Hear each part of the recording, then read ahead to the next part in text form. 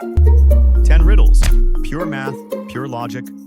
Last week I left 100 prisoners staring at 100 boxes.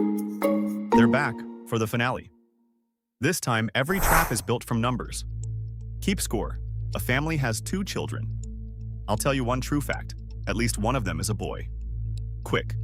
What are the odds that both children are boys? It feels like 1 in 2. It isn't. 10 seconds. List the families.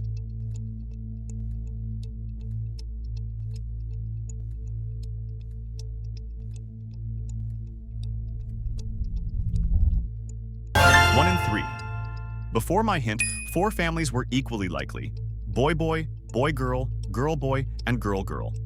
The clue, at least one boy, only erases girl girl, leaving 3. And in just one of those 3 are both boys. 1 in 3, not 1 in 2. Probability hides in the order. 21 sticks on the table. We take turns. On your turn, you grab 1, 2, or 3. Whoever takes the very last stick wins. You move first. And if you know the secret, you can never lose. What's the move? 10 seconds. Think in 4s.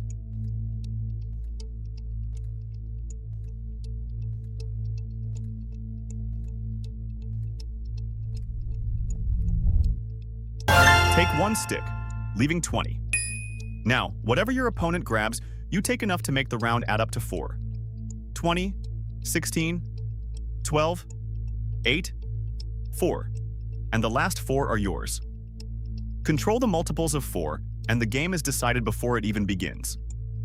Leave them a multiple of 4.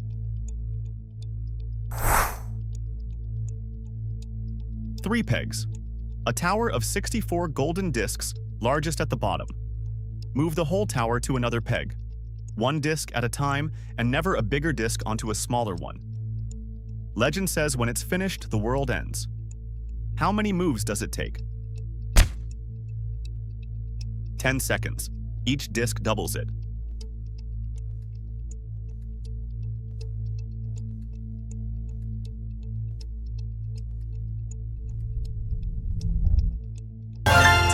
To the 64th power, minus 1. That's over 18 quintillion moves. Each extra disc doubles the work. 1 disc is 1 move, 2 discs 3, 3 discs 7. Always 2 to the n minus 1. At 1 move per second, the universe dies long before the monks finish. Doubling always wins the long game.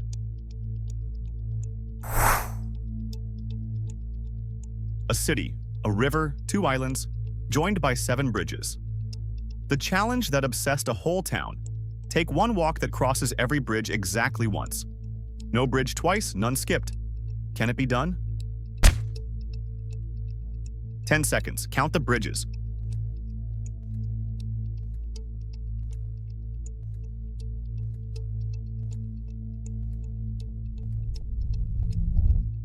It's impossible. And proving why I invented a whole branch of math. Every time you enter a piece of land, you must leave it, so its bridges have to pair up. But here, every one of the 4 lands touches an odd number of bridges.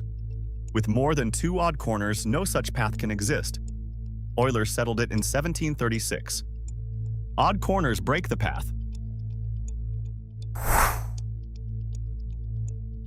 You and your partner host 4 other couples. People shake hands, but no one shakes their own hand, or their partner's. Afterward, you ask all 9 other people how many hands they shook, and every single answer is different. How many did your partner shake? 10 seconds. The answers run 0 to 8.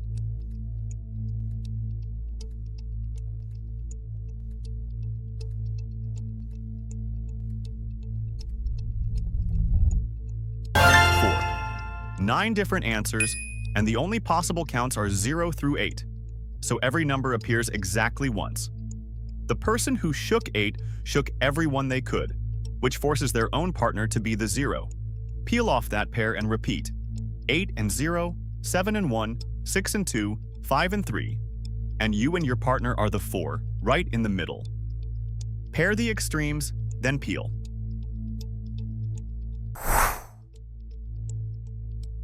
We each pick a sequence of 3 coin flips.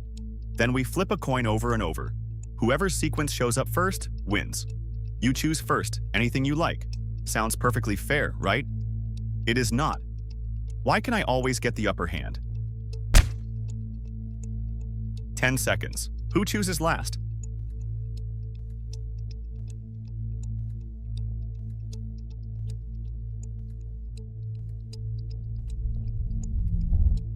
Because I choose second.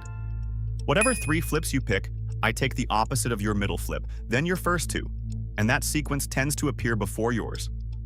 Say you pick heads. Heads, heads. I pick tails. Heads, heads. And I win 7 times out of 8. There's no best sequence to choose first. It's rock, paper, scissors in disguise. Going second is the advantage.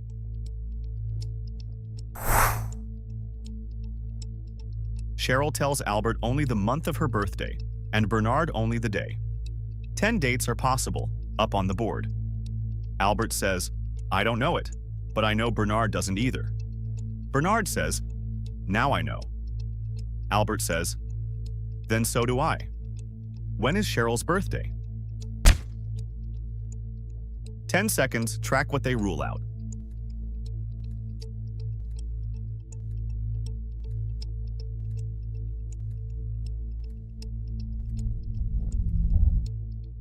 July 16th. Albert is sure Bernard is stuck, so the month can't be May or June, the 2 that carry a one-of-a-kind day. That leaves July and August. Now, Bernard suddenly knows, so his day isn't the 14th, the only one that repeats. And since Albert now knows too, the month can't be August, which still had 2 options left. Only July 16th survives. Every I don't know is a clue.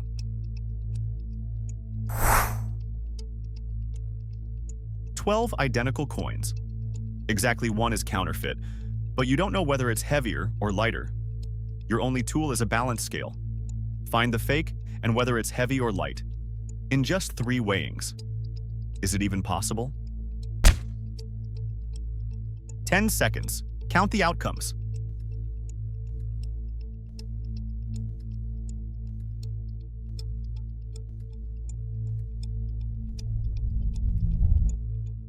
Yes, and 3 is exactly enough.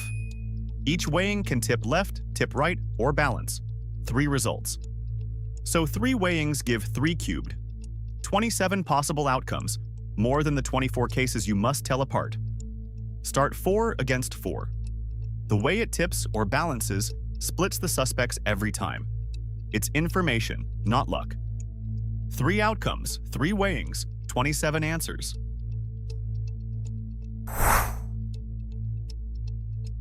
You're hiring. Applicants arrive 1 at a time in random order.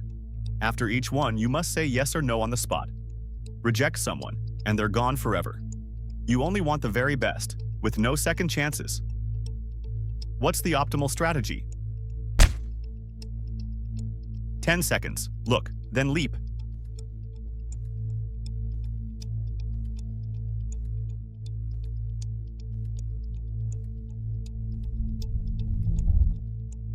Reject the first 37%, no matter how good they look.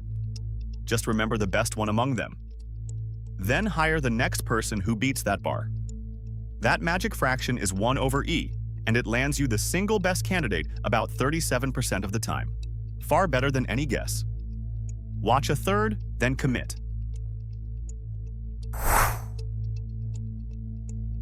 The final trap. 100 prisoners, numbered 1 to 100. In a room sit 100 boxes, holding their numbers in random order. Each prisoner may open 50 boxes, searching for their own number. If even one fails, all of them die. Random guessing gives almost no chance. Yet one simple plan gives them better than 30%. What is it? Final trap. 10 seconds. Follow the chain.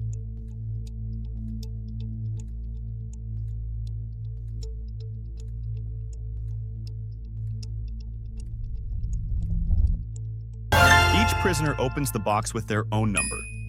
Then the box matching the number they just found, and on, following the chain. This quietly traps every prisoner inside a loop. They all survive as long as no loop is longer than 50.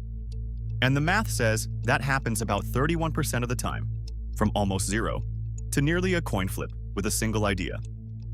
Turn chaos into loops. See you next week. 10 math traps. How many did you crack? Drop your score below, no editing. And subscribe. Because next week we check into a hotel with infinitely many rooms, every single one already full.